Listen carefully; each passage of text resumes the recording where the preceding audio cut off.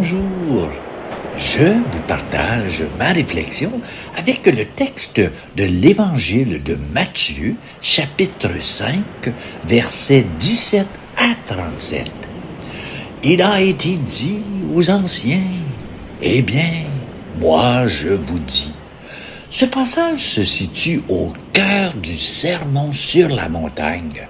Jésus ne s'adresse pas à des païens ignorants de la loi, mais à des disciples, à des croyants, à des hommes et des femmes déjà engagés dans une pratique religieuse. Dès le départ, il pose une clarification essentielle. Il n'est pas venu abolir la loi, mais l'accomplir. Autrement dit, Jésus ne détruit pas l'héritage d'Israël, il le conduit à sa vérité la plus profonde. La loi n'est plus seulement un cadre extérieur qui régule les comportements, elle devient un chemin intérieur qui façonne le cœur. L'obéissance n'est plus une simple conformité, elle devient une transformation. Lorsque Jésus affirme que la justice des disciples doit dépasser celle des scribes et des pharisiens, il ne critique pas leur zèle, mais leurs limites. Leur justice s'arrête souvent à l'acte visible, à la conformité extérieure. Jésus, lui, descend plus bas, plus loin, plus profond. Il révèle que le mal ne commence pas dans le geste, mais dans le cœur. Ainsi, la colère non maîtrisée devient déjà une rupture de communion. L'insulte, une atteinte à la dignité, le mépris, un meurtre intérieur. Aujourd'hui encore, ce texte nous rejoint dans nos paroles blessantes, nos silences chargés de rancune, nos conflits, nos non réglés. Jésus nous rappelle que le culte authentique commence par la réconciliation. On ne peut pas offrir quelque chose à Dieu tout en refusant la paix avec son frère ou sa sœur. Le même mouvement se retrouve dans l'enseignement sur l'adultère. Jésus ne nie pas la gravité de l'acte, mais il dévoile sa racine. Le regard qui s'approprie l'autre, le désir qui réduit la personne à un objet. Dans une société saturée d'images, de consommation rapide des relations et de banalisation de l'intimité, cette parole est d'une actualité brûlante.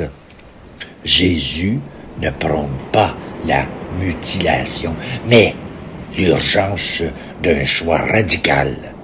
Mieux vaut renoncer à ce qui nous entraîne loin de Dieu que de perdre notre liberté intérieure. Il ne s'agit pas de peur, mais de vérité sur soi-même. La question du divorce et des serments prolonge cette existence. Jésus défend la parole donnée, la fidélité, la cohérence entre ce que l'on dit et ce que l'on vit. Il invite à une parole simple, droite, fiable, un oui qui est vraiment oui, un non qui est vraiment non. Dans un monde où les mots sont souvent manipulés, exagérés ou vidés de leur sens, Jésus appelle à une parole habitée par la vérité. La foi ne se prouve pas par des serments spectaculaires, mais par une vie crédible. Au fond, ce texte nous place devant une conversion du regard. Jésus ne durcit pas la loi pour écraser l'homme, il la radicalise pour le libérer. Il ne nous enferme pas dans une morale impossible. Il nous révèle le chemin d'un cœur unifié, réconcilié, ajusté à Dieu. L'accomplissement de la loi, c'est l'amour vécu dans la vérité, jusque dans les zones cachées de notre existence. D'un point de vue exégétique, la formule répétée « Vous avez appris qu'il a été dit ». Eh bien, moi, je vous dis, est caractéristique de l'autorité singulière de Jésus, contrairement aux rabbins qui citaient des traditions antérieures. Jésus parle en son propre nom et ne se place pas contre la Torah, mais comme celui qui révèle le sens ultime.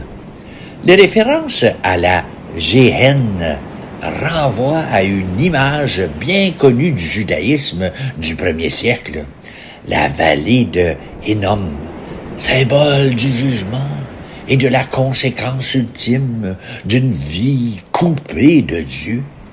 Il s'agit moins d'une menace que d'un langage fort pour éveiller les consciences.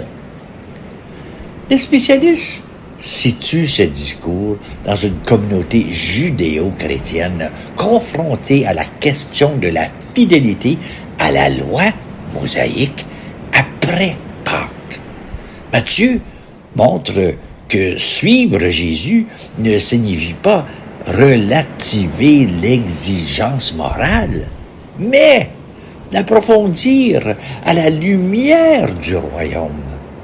Les sources juives contemporaines confirment que l'interprétation intérieure de la loi existait déjà, mais Jésus en fait le cœur de son enseignement. Ainsi, le texte gagne en crédibilité historique et théologique. Il s'inscrit dans son contexte tout en ouvrant une voie nouvelle centrée sur la conversion du cœur. Et voilà ma réflexion. Je vous partage une prière que j'ai composée, inspirée du texte biblique de Matthieu, et la voici. Seigneur, tu connais nos actes visibles, mais tu vois surtout nos intentions cachées.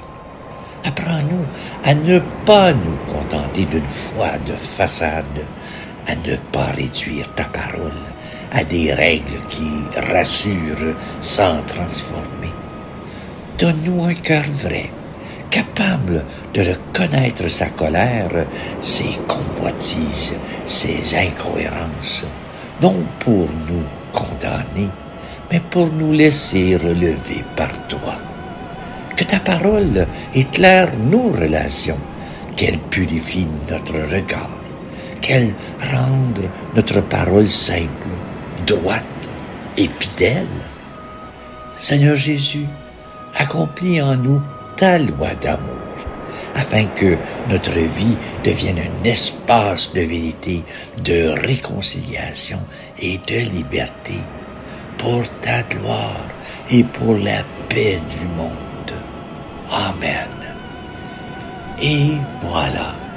Merci d'être là. Il me reste qu'à te souhaiter une très belle journée.